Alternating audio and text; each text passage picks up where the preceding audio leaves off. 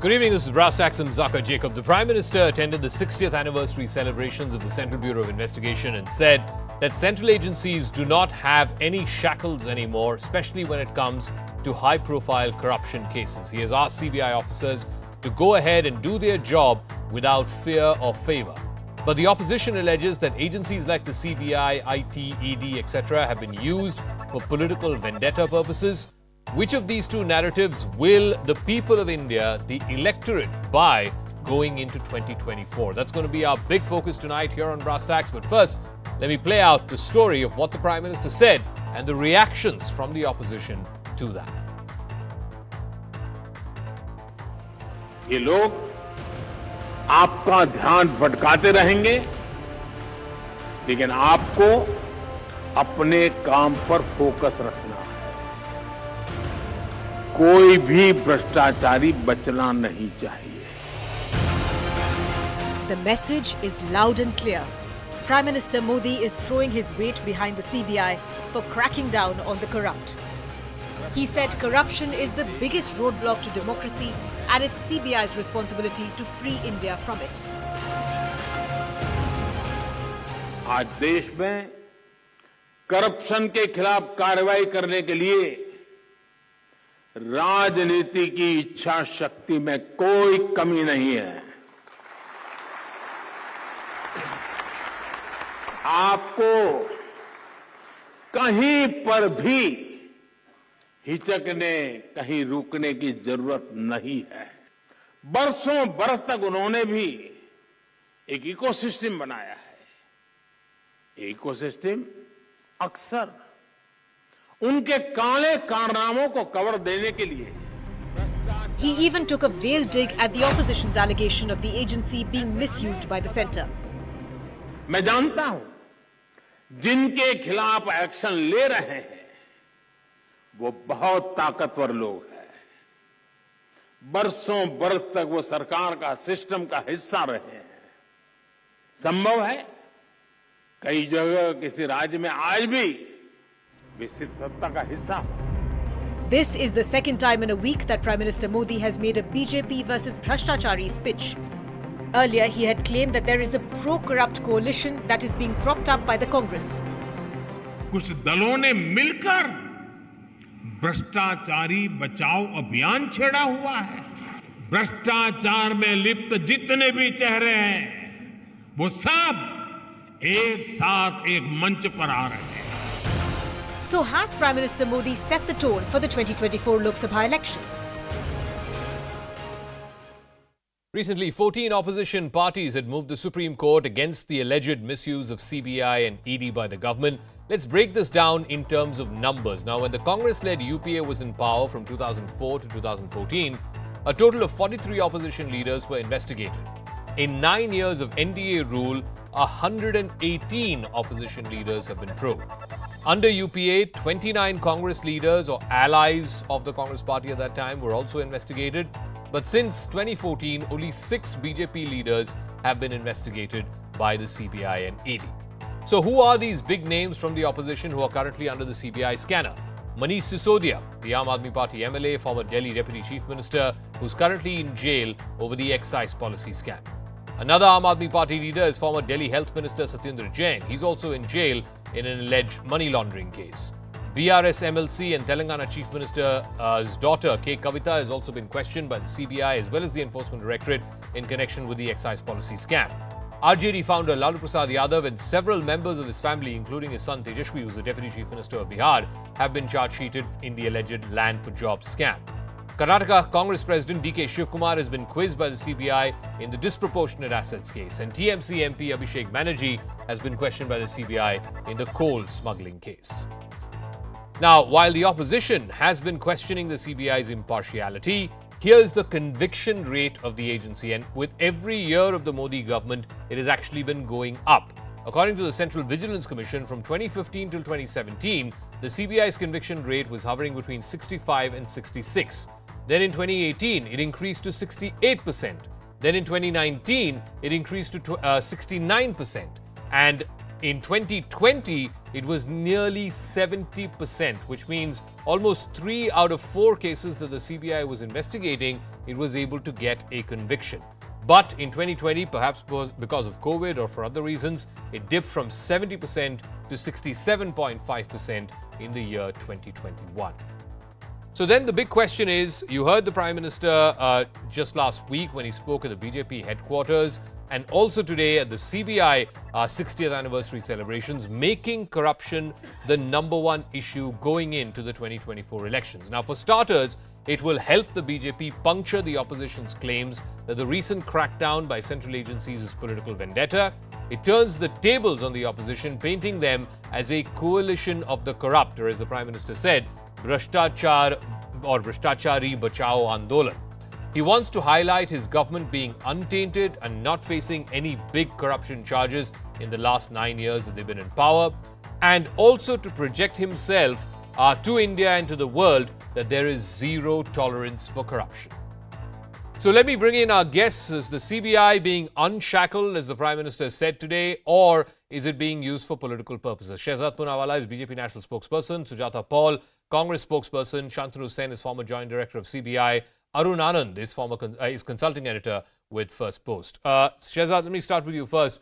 The opposition is alleging that in the last 9 years of the Modi government, over 100 opposition leaders have been prosecuted by the CBI, whereas the number for the BJP is only 6. Therefore, in their view, this is nothing but an instrument of political vendetta.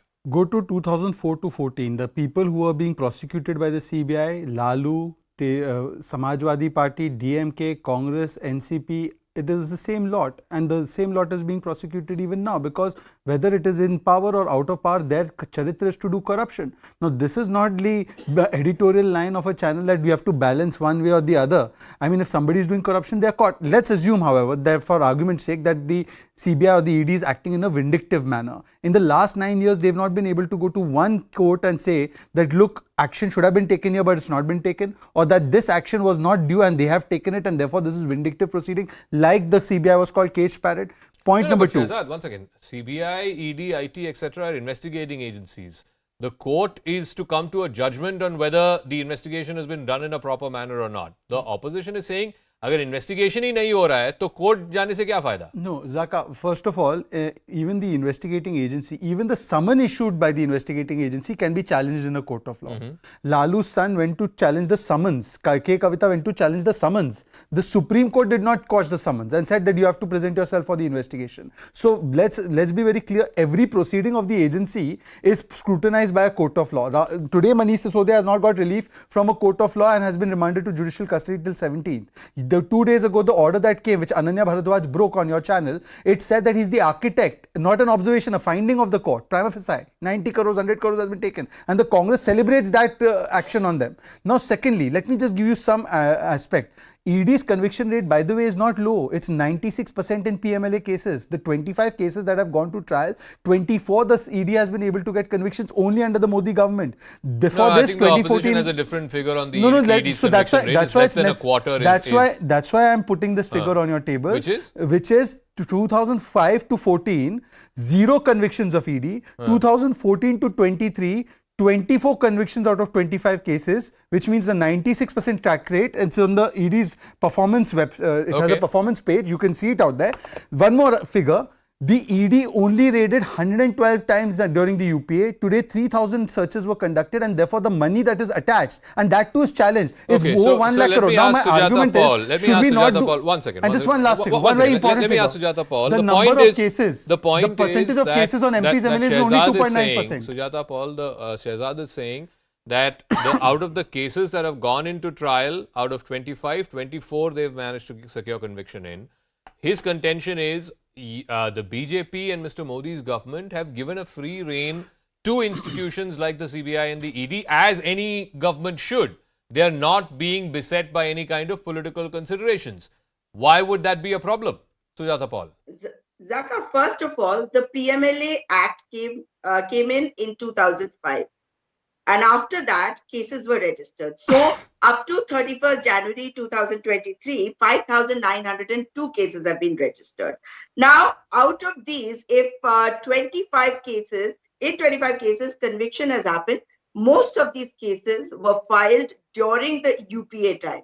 And Shehzad Poonawalla should go and check all the cases and he'll come to know what I'm talking about. So 24 cases, if there are convictions in those cases are the ones which had ripened from the time of the UPA, where you have shown the data. I will not go into those details. That maximum number of cases which were filed against the Congress and its allies was 29, while now against the BJP is only 6. So maximum number of cases are being registered against the BJP even now. Ma'am, the point that's being made is, in the cases that have gone into trial, the ED has managed to secure conviction. Look at the conviction rate of the CBI itself. In 2015, it was 65%. By 2020, it went up to almost 70%. So if there's a 5% jump in ability to convict cases that have gone into trial, that should be a good thing. Zaka, what I'm saying is that the number of cases is 5,902. The sample that we have in front of us is of 25 cases. 25. So that means बाकी को लटका के रखो और लटका के तब तक रखो क्योंकि कुछ भी नहीं है. So unless the opposition comes on the same page as the Prime Minister, you will continue to harass them through ED, CBI, IT. The Latkana is not just with the agency, it's also a process of law, as you very well know in this country. It takes years and years for the wheels of justice to grind. The process is the punishment, as they say. But I want to ask Shantanu Sen, former Joint Director of CBI, from being called caged parrot, which I assume the court was saying that, it's being caged by the government or it's being caged by political considerations, to now being said that it's an instrument of political vendetta. Neither of these positions is covering the CBI or agencies like the ED in glory. I mean, the CBI should be ashamed of the fact that, as Sujata Paul said, if the ED has filed 5,000 cases, of which they're able to get only 24 convictions, that's a shame, Mr. Sen. I agree, but CBI is neither. It's neither a caged parrot nor it is shekels. The charge was made by the court off the cuff remark. It was no judgment. I don't know why you people take it so seriously. If it were made in a judgment and it had remained, then I would have understood. I think it was in a judgment, Mr. Sen. If my memory serves me right. No, I don't think it was a judgment. It wasn't a judgment. It was. You can look at it. It was not a judgment. You can name the judgment. As far as I remember, Mr. Lodha, Justice Lodha, made that remark during a hearing. Okay. So it's not a serious remark. CBI has been contained. Yes. What did Mr. Rajiv Gandhi do when he issued a single directive that CBI should not investigate decision-making officers? What did Bajpayee do when he amended the CVC Act, saying the same thing? Court quashed both. Now, this government has amended the Prevention of Corruption Act and clearly said CBI will not investigate anybody who makes decisions. We will tell CBI to investigate. So get this fact straight. First, CBI is investigating corruption cases when the appointing authority and the government is saying this is a corruption case, you investigate. CBI is investigating the case honestly, but it so happens that CBI sometimes strays. In our time, CBI was forbidden to talk about a case under investigation. CBI was forbidden to even arrest public servants. Mr. D.P. Kohli's circulars are there for all to see. Because Mr. Kohli, the first director of CBI, maintained that unless a man is convicted, he should not be searched. CBI is not following that. It's very unfortunate. CBI should go back to its roots and do investigations silently and quietly. Now, the fact that CBI is investigating more corruption cases and getting higher convictions is a very good thing. Corruption is something which is blatantly common in democracies, and the CBI as an institution which deals with corruption has done it. Formerly, CBI was also dealing with, as you remember, terrorism. Okay. And CBI did such wonderful work in anti-terrorism work. CBI government created an NIA, and the states agreed that they should So, join the NIA, and they gave up their powers. So So- these are good institutions created by the government. no. But the the point. publicity now. I don't Publicity agree. now. I don't agree with this contention that both CBI and ED have covered themselves in glory. Yes, they were independent institutions that were formed with specific purposes. Like I said, when one government was in power, they were being called shackled and cage parrot and so on. When the other government is in power, they are being called instruments of political vendetta. But be that as it may, Arun, I want to move on from So they are neither. the legal argument or the prosecutorial argument to the political argument, and that is twice in a week now, Mr. Modi, the Prime Minister, has made corruption the sort of leitmotif of his attacks on the opposition. He said that in the BJP headquarters inauguration that happened last week, and he's saying that again now. Again, trying to draw the distinction that on the BJP side, there are no, corruption allegations or there are no corruption charges against any major BJP leaders. Whereas on the other side, you have this, as he put it, Bhrishtacharyon ko bachao andolan, right? Now, my point is this something that has resonance in the country like it did in 2012, 2013 when you had India Against Corruption, and corruption was said to be one of the biggest reasons that brought down the UPA government from power?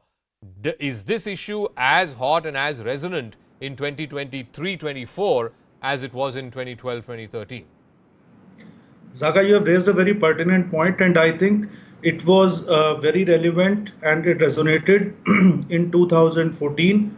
It resonated in 2019. It is going to resonate in 2024, and even if this government makes a comeback, then it is going to resonate even in 2029 also. See, the reason is because what Modi has done. Modi has done a very significant thing. Prime Minister Modi has broken an unwritten code which was there in Indian politics, that any party which comes to power will not touch certain politicians or people at a certain level in other parties. And this was the unwritten code. And it was like, you scratch my back, I scratch yours. Yeah. And people knew this. But people were frustrated because they did not had a choice about it. Now Modi has broken that unwritten code, and that is why you see all this mayhem which is happening. That how dare this government can break this unwritten code, because all the parties before Modi had come to some extent, basically, they were involved in this. Having said that, I also want to bring in another point in this. In 1993, the NN Vora committee report had come, which had talked about, the nexus between criminals, politicians, and bureaucrats. Okay. And then Supreme Court had asked to set up a committee, and Supreme Court had set up a committee in 1997 to look into this matter.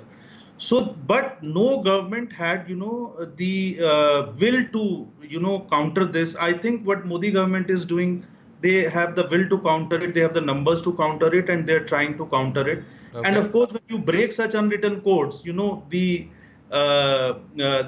accusations of political vendetta will, naturally be thrown at you. No, so Shehzad, the petition that's been filed recently in the Supreme Court, this is 14 opposition parties. What they are alleging in that petition is that when the UPA was in power for 10 years, 2004 to 2014, 43 opposition leaders were investigated. Whereas in 9 years of the NDA rule, 118 opposition leaders have been investigated and only 6 BJP leaders have been investigated. Now, the numbers seem so skewed. This is their contention in the application before the Supreme Court. The numbers are so skewed against the opposition in favor of the BJP that they are led to believe that these agencies are being used for political purposes. Zaka, first of all, this is like saying that now every time the CBI or the investigating agency has to proceed against a corrupt person, it must necessarily find somebody corrupt on the other side, otherwise it can't proceed. But there are no corrupt people on the other side. Virupaksappa was, he was caught by the Lokayukta. So the matter never needed to reach the CBI. He went to court and he got Zaka, bail. let me frame one argument, then you can probably come in. All I'm trying to say is that, look, if there is any standing that they have, that there are people who are corrupt in the BJP and they have evidence against those people, then they can go file a criminal complaint. By the way, the Sonia Gandhi, Rahul Gandhi national level case did not start by the agencies taking cognizance. It started when Subramaniam Swamy went to a trial court and the court ordered a case against them. They went right up to the Supreme Court and the Supreme Court said, no, we will not let you free. You will have to face the trial. So are the courts also vindictive, or are they also part of this system? Secondly, no, but this 113 to 6, that is a fair ratio. I mean, that's like Sachin Tendulkar's batting average and, tail ender's batting average. No, rather I would say that this is evidence of the fact that the agencies are today going and prosecuting the corrupt without any fear or favor. I'll give you an example. Lalu Prasad Yadav, for instance, he went to jail when there was not a BJP government, it was a Congress, it was a United Front government. Then he got convicted when there was a Congress government. He got convicted subsequently 4 times. It took 34 years for him to be convicted. Now, these are the same people. Narasimha Rao got convicted. That had nothing with the BJP. There are other leaders of the Congress who have been embroiled in many cases. That has nothing to do with the BJP. Samajwadi Party was hounded with a disproportionate assets case by the Congress Party. So what can the BJP do if these cases have started off all prior to the BJP coming to power? Secondly, my limited point is, if there is any malicious prosecution, why haven't they been able to even get a court observation? Let's say Shantanu ji is right and it's a court observation or a court, it's actually an order. But if the court has that view, it would have said that it is acting like a caged parrot or a caged hawk or a political vindictive tool today. But it has not said that in the last 9 years. Paul, the 2 cases that come to light straight away are that of Satyendra Jain and Manish Sisodia. Now, the dictum in law has always been that bail is the norm and jail is the exception. Now, for Mr. Jain's case, he's been in jail for the last 10 months. Multiple times he's moved different courts seeking bail, and the courts have found merit to keep him in jail. Similar is the case with Mr. Sisodia. He's been in jail for the last couple of months now. They have not found merit to even give him bail. So even the courts are recognizing that something heinous has happened, or these people are influential enough that if they are let off or they're given bail, they could tamper with evidence or influence witnesses. So something serious has happened, is something that even the courts are taking cognizance of. That's a brilliant question. Courts go by what is placed before them as evidence. One. Yeah. Secondly, the Prime Minister spoke about the ecosystem being very powerful, and was he trying to say that the CBI is very weak? But here, I would remind you of the night of 25th October 2018, when the CBI headquarters was surrounded. Do you remember why? Because Alok Verma and Rakesh Asthana, the blue-eyed boy of Mr. Modi, were at loggerheads with each other. Was that something that was being done over there to ensure that CBI was in Mr. Modi's control? That is a question that I leave for you to investigate and answer. But ma'am, that case went up to the Supreme Court, and the Supreme Court found no merit in the allegations that were made by one gentleman against the other. The court eventually, the Supreme Court no less, eventually, quashed that matter. I respect the Supreme Court, but is that what should have happened that night? That is what I'm asking. What should have happened or not happened is not proof of any wrongdoing. That is what a caged parrot is. That's what a caged parrot is. Why was it surrounded the manner in which it was? Ma'am, if there was merit in that case, just 10 seconds. If there was merit in that case, and I'm not for a moment doubting, what you're saying, but if there was merit in that case, the Supreme Court would have found merit in that case. The Supreme Court would have passed appropriate orders. But the Supreme Court completely quashed that case. It acquitted the people concerned. No, Zaka, right at the beginning. No, please, it's my turn. Right at the beginning, I said that as far as the courts are concerned, they will work on the evidence which is placed before them, and that's all fair. But what I'm asking you is it right to surround an institution which should be independent in the manner in which it is done? Let Shehzad respond. Yeah, I'll just, let's get to the brass tacks by just one line and it will decode everything. They're saying CBI, ED is being misused. Lalu Prasad has been convicted 4 times. Sujata, does the Congress party officially believe through you, because you're an official spokesperson, that the RJD and Lalu Prasad are corrupt? Look, as far as the case is concerned, where did it start? When did it start? There you That go. is what I'm asking you. Is we he have corrupt? been extremely fair. Is he corrupt, yes we or no? have been extremely fair, right? They were our allies. Is he corrupt? They were our allies. That's not the They were point. our Is he allies. corrupt? So has he been convicted or not? Yes, 4 So, times. yes, so that's where the Is he matter corrupt ends. by that logic? But is Conrad Sangma with whom, with 2 seats, you've Now you got get what to I'm make saying? a government? No, you explain to me. Mr. Amit Shah. This is the and most Prime poorest form of your Minister whataboutery. accused- No, This is like it's not whataboutery reaching the lowest I level am of the bottom of the barrel. exactly to the point. Conrad Sagma Is was Lalu accused Prasad by corrupt? the He's Prime convicted. You can't Minister, have anybody else in that by equation the because nobody Prime else is Minister convicted. and Is Amit Lalu Prasad Shah corrupt? as being Does the Congress corrupt. believe that? And he's formed a government with him. Now let me Roy, articulate Narda my larger scam, point. One second, Narda scam, She's Sarda just rambling. scam, all these scams. No, this is not Okay. happening. She's just All right, rambling on. Sujata Let me Paul, just Sujata sum up what I Paul, wanted give to me one arrive second. at. Give me 1 second, ma'am. Give me But 1 let me second. just all arrive No, no, at the but point. Shehzad, They've Shehzad, all there been is a let me point. arrive at- One second, ma'am, 1 second, 1 second. There is a point that opposition, me every just time complete you're this on chain this of debate, 1 second, every time you're on this debate, they make this point that Hemanta Biswa Sarma had cases, he joined the BJP, the BJP washing machine cleans him off. Suvendu Adhikari joins the BJP, again the cases against him somehow disappear. Why is it that every time somebody joins the BJP from the opposition, the cases against him or her are Now, either dropped or diluted? I promise to address this, but let me complete my chain of thought. When a person has been convicted 4 times and you have the Congress representative who's speaking so much about political vendetta, can't take a stand that Lalu is a corrupt man.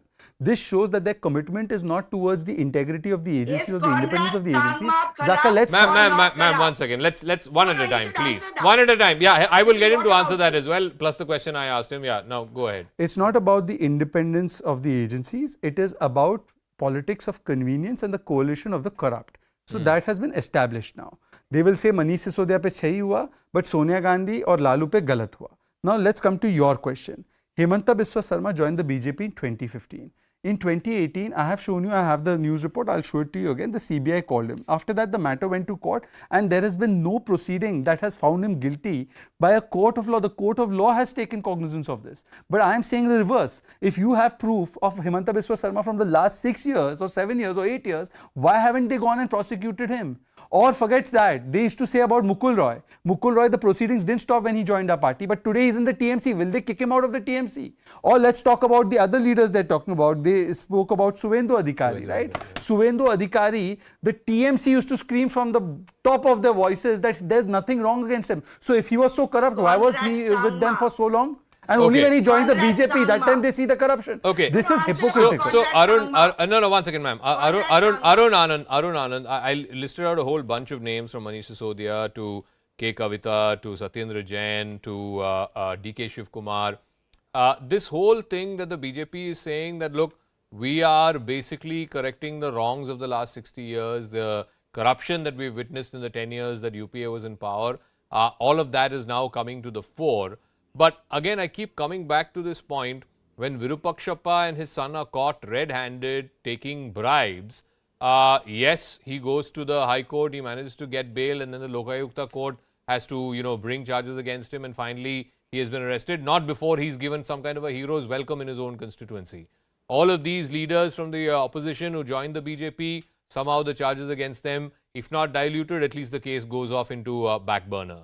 So when the opposition says कि हम सब खराब हैं, हम सब भ्रष्ट हैं, लेकिन बीजेपी वाले सब मतलब दूध के दूध और पानी का पानी हैं, then does that necessarily add up? Or is it that investigating agencies now have this bent of mind that, look, when it comes from a particular political affiliation, go slow. When it comes from another political affiliation, don't go slow.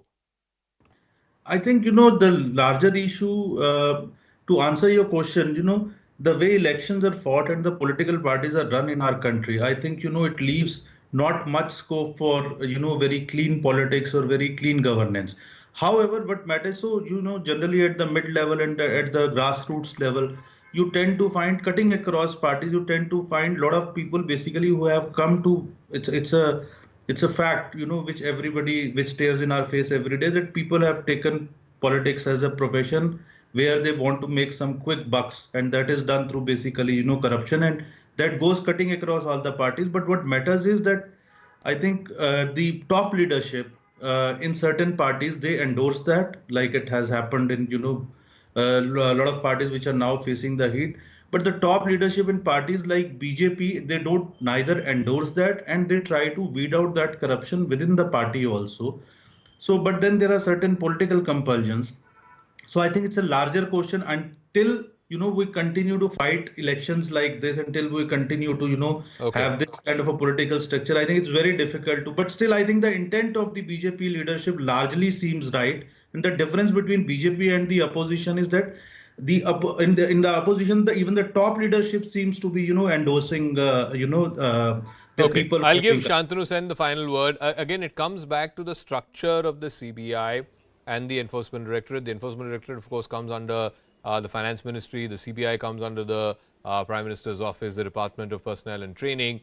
Is it time to free up these investigations? I mean, for namesake, yes, they are independent agencies, they are independent investigating agencies, but the fact is that there is always political pressures.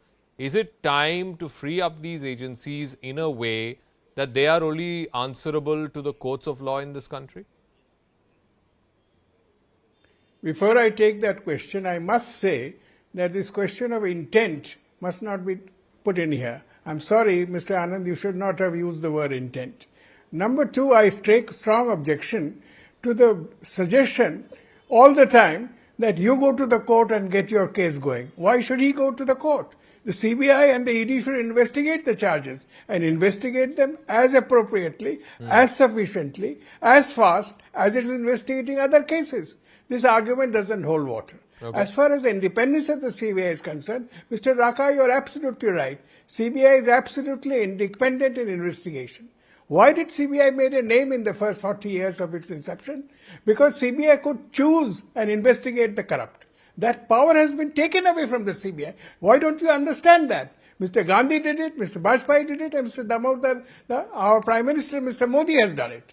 CBI cannot investigate corruption on its own. CBI will always investigate on orders. Where CBI has gone wrong is publicity. Okay. CBI must stop giving publicity to its investigations. Only that will give CBI a picture of fairness. Okay, Shehzad, final word, 30 seconds. With all due respect to the former officer, I mean, there are two ways a CBI probe, in his opinion, can then be started if it is not probing. One is that, according to him, the government initiates the probe and tells the CBI to probe something, which is not the case. CBI takes an autonomous decision. But the other one is when the courts direct the CBI to take cognizance and start a matter. No, sir, please, CBI does not. I am also a law sir, please, I have also studied law. I have due respect for your experience. No, sir. You can't speak over me. This is not. Are you a partisan spokesperson or are you an analyst?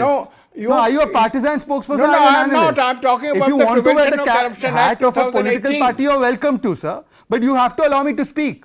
You can't subdue me. I'm not doing that. No, you are subduing me. Mr. Zaka, I don't want to okay, raise I also have limited time. So, sir, with due respect, 30 seconds, I got to wrap up, Shehzad. Okay, got it. 30 seconds, Shehzad, let's wrap up, yeah. No, the only other way for you, if you have the proof, is to go and activate a probe through the courts. And the criminal complaint is one of the oldest ways to start a criminal proceeding if the police or the agency is not doing its job. Okay. And you should have faith in the courts. Are you telling me an officer like you has no faith in the courts? Are you like Rahul Gandhi going to wear black clothes on the next debate? All right. So let's not undermine the independence of the court. I have to wrap up. I'm completely out of time.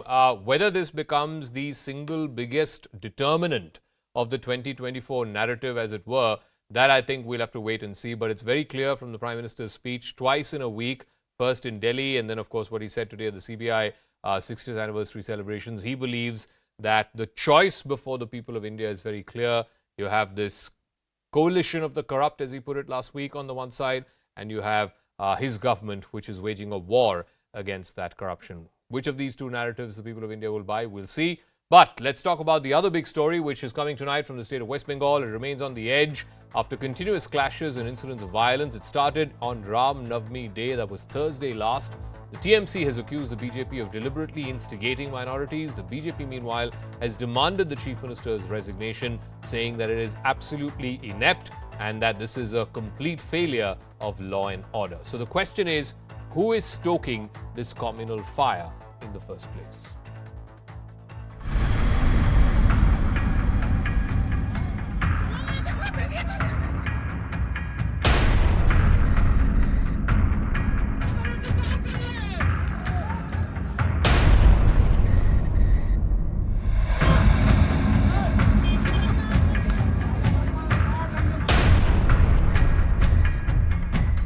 have been stopped more than 3 hours with my supporters. It is totally political danga, not a religious danga.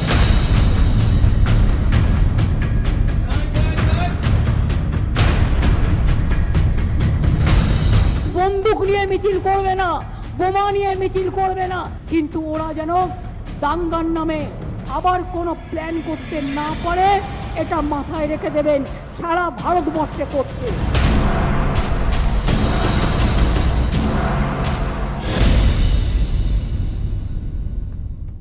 So Bengal has been tense since Ram Navami Day, that was the 30th of March last Thursday. What happened that evening was that violence broke out between two groups when a Ram Navami procession was taken out in Howrah. Several vehicles were torched, shops were ransacked during the violence.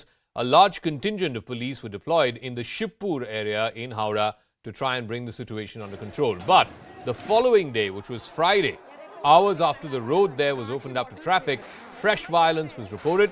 Bengal Chief Minister Mamata Banerjee accused the BJP of instigating the violence and deliberately changing the route of the procession to target one community.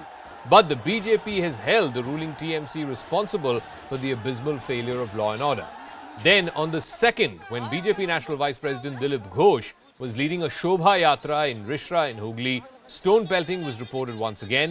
BJP workers were holding saffron flags when suddenly there was ruckus. Prohibitory orders were issued and internet services suspended. Today, Bengal BJP workers protested in Hooghly against the recent incidents of violence that we've seen there in that area as well as in the wider state. The party's state president Shukanta Majumdar was also stopped from entering Rishra by the police. Majumdar went on a stage and sat in dharna, accusing the police of blocking his visit. Meanwhile, Mamata Banerjee has accused the BJP of deliberately entering minority areas for Ram Navami without any permission. মিছিল 5 দিন হবে কেন? রামনবমী যেদিন হয় সেদিন তোমরা মিছিল করো, আমাদের কারো আপত্তি নেই, কিন্তু বন্দুক নিয়ে মিছিল করবে না, বোমা নিয়ে মিছিল করবে না। 6 তারিখটাও মনে রাখবেন আমাদের ছেলে মেয়েরাও। 6 তারিখটা আমরা বজরংবলীকে সবাই সম্মান করি, কিন্তু ওরা যেন দাঙ্গার নামে আবার কোনো প্ল্যান করতে না পারে এটা মাথায় রেখে দেবেন। সারা ভারতবর্ষে করছে। Meanwhile, Bengal BJP President Shukanta Majumdar has accused the Chief Minister of appeasing minorities. I have been stopped more than 3 hours with my supporters. I have requested several times police that they should allow us to go to a certain portion where 144 is not imposed. But police is not allowing. This time also we have requested them. Before Ram Navami also Mamata Banerjee stated this kind of lines that during the Ram Navami procession should not go through the Muslim areas. That was an indication that towards the Muslim. It is totally political danga, not a religious danga. Meanwhile, a video war is erupted between the TMC and the BJP. The National General Secretary of the TMC, Abhishek Banerjee, shared a video on Twitter alleging that the BJP is supplying weapons to incite the violence. The video shared by Abhishek Banerjee, a youth can be seen there holding a gun during one such procession. The BJP has responded by sharing a video of the VHP that organized a rally in Howrah on Ram Navami, claiming that the footage does not show any such weapons and that Abhishek's tweet was only meant to malign Hindus. Shishir Bajoria is in charge of the Media Relations Department of the West Bengal BJP. Tausif Ahmed Khan is a lawyer and analyst. Dr. Shashi Panja is Cabinet Minister of West Bengal. Kailash Adhikari, political analyst and managing director with Governance Now. Dr. Panja, let me start with you first. Ultimately, irrespective of who started it or who stoked the flames, fact is that law and order is a state subject and the buck stops with the state government.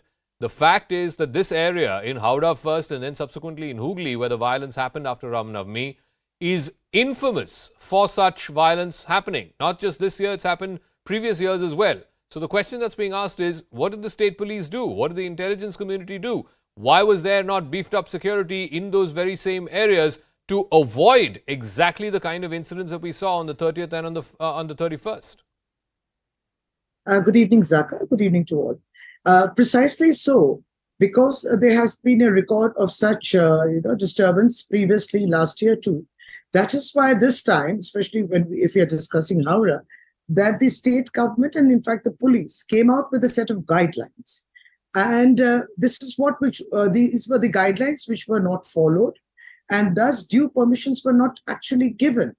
And guidelines such as the timing, the how many people should are attending the procession, or what is the route of the procession, etc., etc.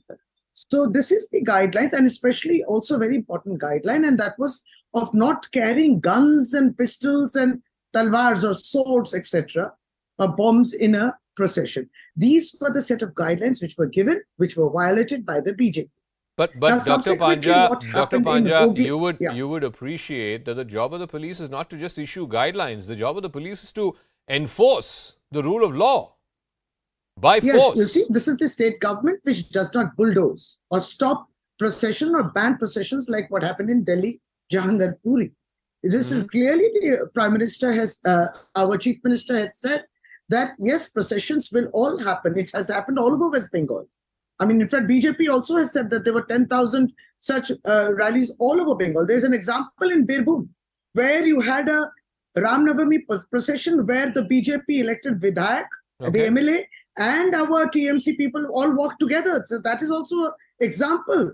This is what a procession of Ram Navami should be. It should not resort to violence, vandalism, and arson, which they resorted. So this is actually the fight here in Bengal, is to create a narrative that everything is wrong in Bengal. So we are not going to have or entertain any kind of polarized religious polarization. So let me ask let me ask Shishir Bajoria, what the TMC has been saying, and Dr. Panja just articulating that, is the violence was localized. It happens in a place which is notorious for that violence, and it was instigated at the behest of local BJP workers there who were seen, and videos have been tweeted to that effect, who were seen carrying weapons and swords and so on, despite the police advisory being to the contrary. Well, very at the outset, a question to the Honorable Minister. Shashi, you just said that guidelines were not followed, hence permission was not granted. Didi, if guidelines were not followed, you'll only come to know after the procession. Now, this procession, permission being granted or not granted, there's so much of confusion because the problem is Mamata Banerjee keeps changing her version. First, she said nothing applied. Then she said no permission given. So then Trinamool has to toe that line. Then suddenly that we did not follow the guidelines given. Then they had to toe that line. The fact is that the permission was taken. The route was earmarked. The local police sat with the organizers not once, many times, and ironed out the route, and that is what was followed. Our state president, who's an MP, is blocked even where there's no section 144, and yet going in front of him is a Trinamool MP, and that he is not stopped. You mean to say anyone will believe if you say that the police did not stop a procession which was not following guidelines?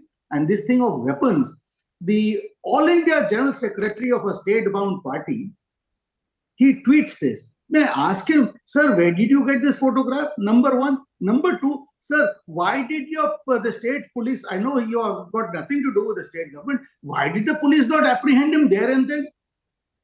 Who asked the police to let him dance? No, but Bajoria Sahab, the allegation, the political charge, if I may, coming from the TMC is that there were 10,000 processions on Ram Navami across Bengal. Violence erupted in 3 or 4 places, and violence erupted in those very same places where we have seen violence in the past as well. So the political charge is this was done at the behest of political masters.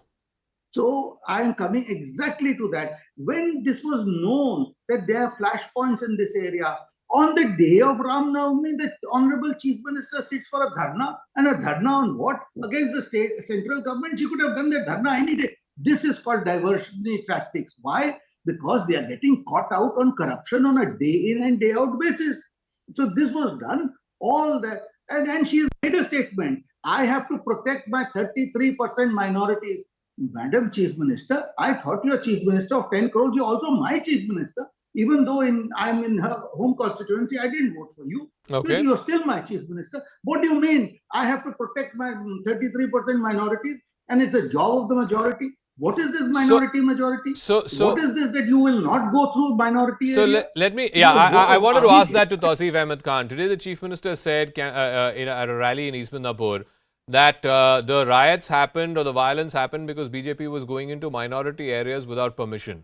Would the opposite be brooked if, the BJP were to say that TMC is going into majority areas without permission? I mean, what is this thing that there are certain areas where political parties cannot go into? I mean, who decides that? It's not Pakistan, no, Mr. Khan. I mean, it's Bengal. Any political party can go through any. They're all in public life. These are public areas. Anybody can go anywhere. No, you are misconstruing what Mamata Banerjee as a chief minister said.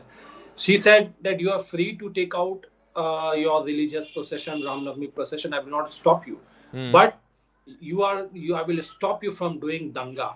So danga baz are not allowed to enter any sensitive areas.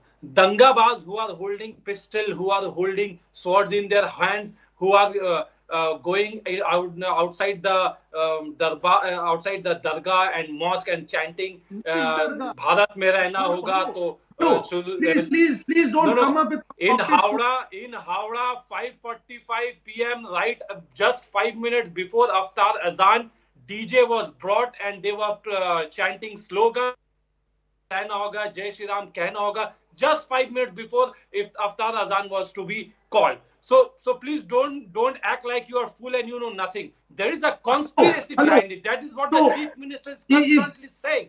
Chief Minister is saying that on 6th of May, on 6th of April, why don't we say the Chief Minister's statement? There will be another procession taken out. And Chief Minister is saying, please don't think that government will not act against you if you try to do danga.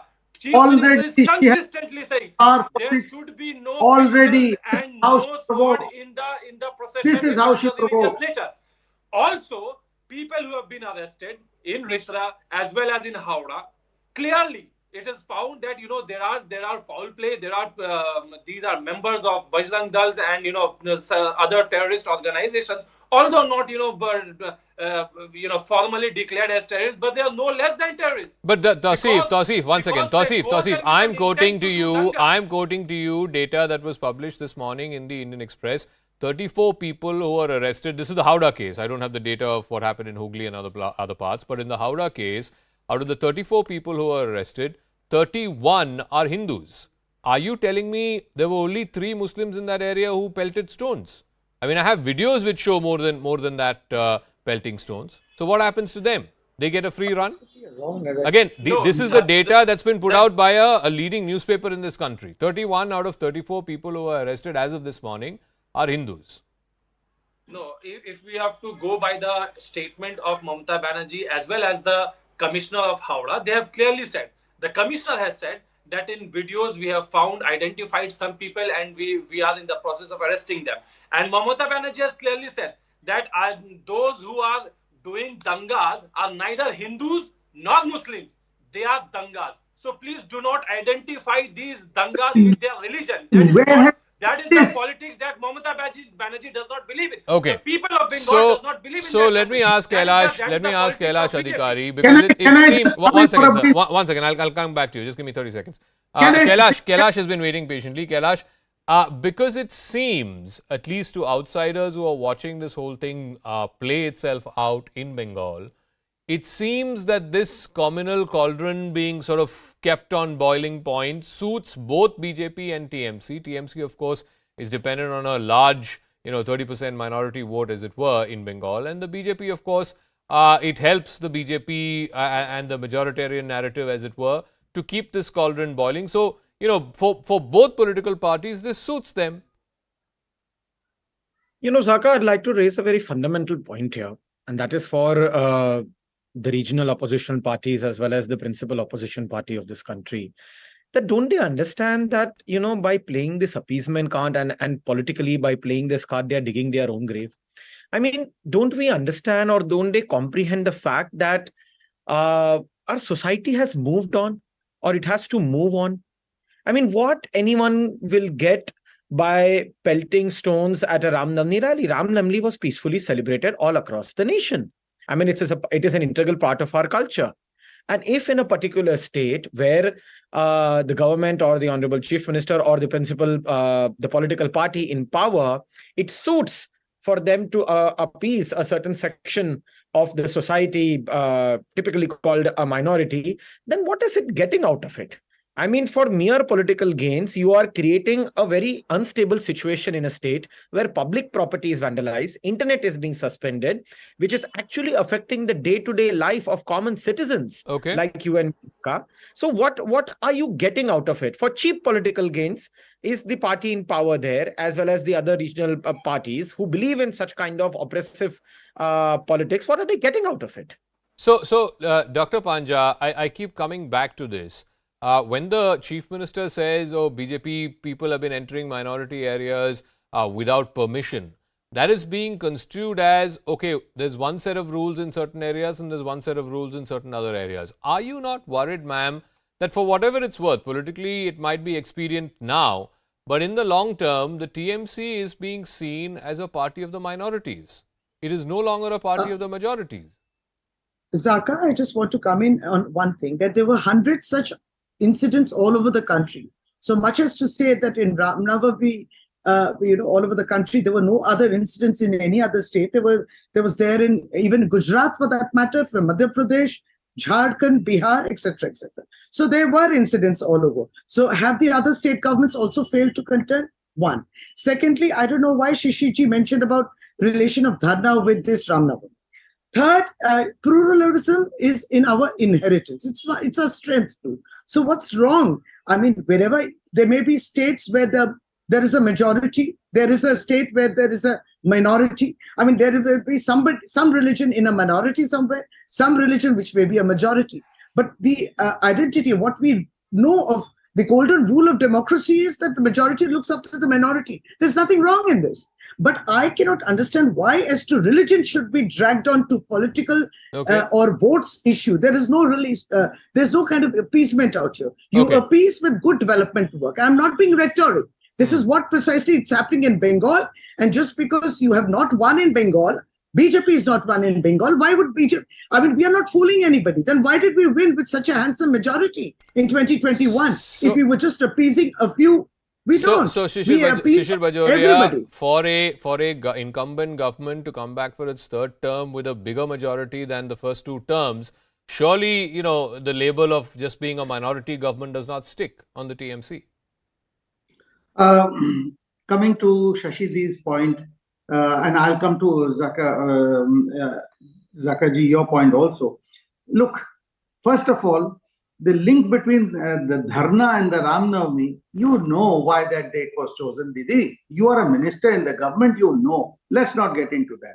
Now, as far as psephology is concerned and who voted how, without the minority vote, this result would not have come. Number 3, from 3 seats, BJP jumped in one shot to 77 seats. In one shot. Now we come to what happened in Howrah and Rishda. This was all planned. CM provoked it. And I'm saying, and I'm repeating, CM is the one who provoked it. And she is the one who said minority. You cannot allow this. She is the one who said minority area. Okay. Didi, let me speak. Didi, I was quiet. CM has now, not provoked. I live. On the contrary, you cannot. This is what they say. Didi, please. Radical statements. Didi with folded hands. Shishir Bajoria ji, you need to substantiate. Didi, let me substantiate. Okay, I'm afraid I'm completely out of time. Dr. Panja, Shishir Bajoria, Tausif Ahmed Khan, and Kailash, thanks very much for joining us. Like I said, this is raising question marks of the law and order situation in Bengal. Yes, there were riots that happened on Ram Navami and the day after that. Things are under control right now, but it certainly is a blot, a question mark on the law and order situation in the state. And yet, the state's response, or at least the state government's response, has been that it's been instigated at the behest of the BJP. We'll see how this story plays out politically in Bengal. That's a wrap. Thanks very much for tuning in. Catch you again.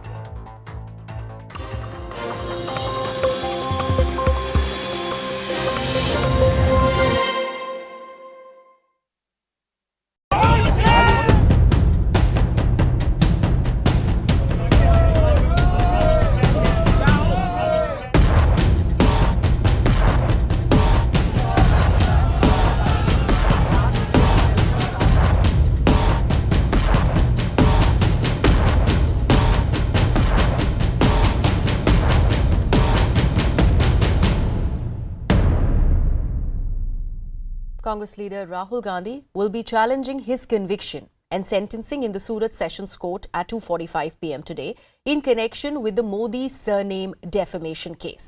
The appeal is going to be on the grounds that Rahul Gandhi did not defame any OBC community and that the judgment announced was wrong. The Congress leader will be accompanied by Priyanka Gandhi and also Chief Ministers Ashok Gehlot, Bhupesh Baghel and Sukhvinder Singh Sukhu. Other senior leaders including Digvijay Singh and KC Venugopal will also accompany Rahul Gandhi. Meanwhile, posters of Rahul Gandhi have been put up on the way to the Surat Sessions Court. On the other hand, BJP has questioned Rahul Gandhi for going to Surat Court to file the appeal as it is not necessary for him to personally appear as a convict. BJP also slammed Congress leaders for accompanying Rahul Gandhi to Surat and accused the Grand Old Party of pressurizing the court. ये राहुल गांधी जी का अहंकार है जो पिछड़े समाज से माफी मांगने के लिए तैयार नहीं। ऐसी क्या मजबूरी है राहुल जी कि आप पिछड़े समाज को अपमानित तो करते हैं लेकिन माफी मांगने के लिए तैयार नहीं होते। ऑर्डर आया, उस दिन भी उनसे कहा गया कि आप माफी मांगना चाहते हैं, तो आपने सुना राहुल जी ने कहा था गांधी हूं, गांधी माफी नहीं मांगते। कोर्ट के निर्णय के ऊपर हम बहस नहीं कर सकते, लेकिन अन्याय के खिलाफ तो हम लड़ सकते हैं। तो हम लड़ रहे हैं सरकार के खिलाफ। वो ये नहीं चाहते कि यहाँ पर जेपीसी बिठाए और जेपीसी के ओर से इसकी तनकायत यानी इंक्वायरी हो, वो नहीं चाहते। आपका ट्रायल चला था, उस समय क्यों नहीं किया? अब जब आपका कन्विक्शन हो गया तो आप जो अपीलेट कोर्ट को आप डराने के लिए, जुडिशरी को आप धमकाने के लिए ये जो नाटक कर रहे हैं, ये बिल्कुल ठीक नहीं है। मैं इसका खंडन करता हूँ। हम लोग जुडिशरी का जो बात होता है वो एडमिनिस्ट्रेटिव इश्यूज का है। यहाँ मैं जुडिशियल प्रोनाउंसमेंट का बात कर रहा हूँ कि कोर्ट ने जब किसी को कन्विक्शन कर दिया तो उसके बाद ये जो ड्रामा कर रहे हैं, ये बेसिकली जो ऊपर के जो अदालत है उसको ऊपर में दबाव डालने के लिए, डराने के लिए ये कांग्रेस का ड्रामा है। इसलिए मैंने कहा कि कांग्रेस पार्टी पूरे के पूरे एक परिवार को देश से ऊपर मानते हैं। And frankly, the fact that he took a week or his lawyers took a week to prepare the defense means that we're taking the judiciary with utmost seriousness and we are going ahead and filing a serious appeal. I think there are real doubts about the soundness of the verdict to begin with, and there is also some serious concern about the quantum of the sentence. So on both grounds, I hope there'll be a very strong and robust appeal, and I'm sure that that's why they took a full week to prepare it. एक तरफ BJP party कहते हैं कि राहुल जी क्यों नहीं judiciary के पास जाते हैं, उनका अगर केस है तो क्यों नहीं जाते हैं, अगर जाते हैं तो भी उनको बुरा लगते हैं। हम तो जुडिशियरी के पास ही जाएंगे। राहुल गांधी जो कह दिए हैं वो डरते नहीं, डरने वाला है नहीं। वो मोदी जी से और अमित शाह जी के सामने सर झुकाएंगे नहीं, तो कहां जाएंगे? जुडिशियरी के पास ही तो जाना है। लीगल टीम अपना काम कर रही है। हमारी गुजरात की लीगल टीम है, हमारी देश की लीगल टीम है और लीगल एस्पेक्ट को वो देख रहे हैं। हम तो सिर्फ एक कांग्रेस का कार्यकर्ता होने के नाते उनके साथ यहाँ सड़क पे खड़ा होने से हमको कोई रोक नहीं सकता। जब हमारा नेता यहाँ आएगा हम उनके साथ खड़े रहेंगे, कांग्रेस का कार्यकर्ता खड़ा रहेगा। अब वो चाहे मुख्यमंत्री है, चाहे कोई आदमी वर्किंग कमेटी का मेंबर है, चाहे कितना भी बड़ा नेता है, भावनात्मक रूप से सब राहुल गांधी के नेतृत्व में हम जुड़े हुए हैं। तो वो जहां जाएंगे देश में, हम सभी जगह जाएंगे उनके साथ। मुझे पूरा यकीन है कि अपील के अंदर अगर फैसला बगैर किसी दबाव के होता है तो फैसला राहुल गांधी के हक में आएगा। 2 साल की जो उनको सज़ा दी गई है वो ख़त्म हो जाएगी। मानहानि के इस केस में कोई केस ही नहीं बनता है। ये तो एक बड़ी साजिश है जिस साजिश के तहत ये सब कुछ हुआ है। And the former law minister, are you surprised? Do you approve of Rahul Gandhi's decision to go file an appeal with all chief ministers, various party colleagues? I'm not only surprised, I'm amazed. It's a new law of Rag Darbari trying to overhaul the judiciary. Let me bring in my colleague Pallavi, who's now joining us on the broadcast. Pallavi, the fact that the Congress party is having an ample show of strength behind Rahul Gandhi, considering various tall leaders are going to be assembling in Surat as he arrives there. The claim that BJP is making on the other side is that he doesn't.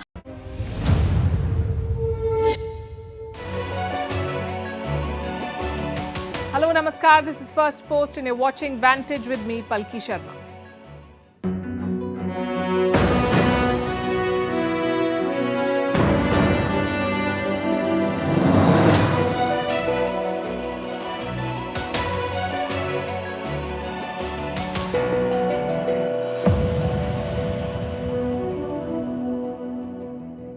A new week begins with a new twist in world politics. 3 setbacks for the US. First, its ally Japan is buying Russian oil, so much for the sanctions. They're just not working.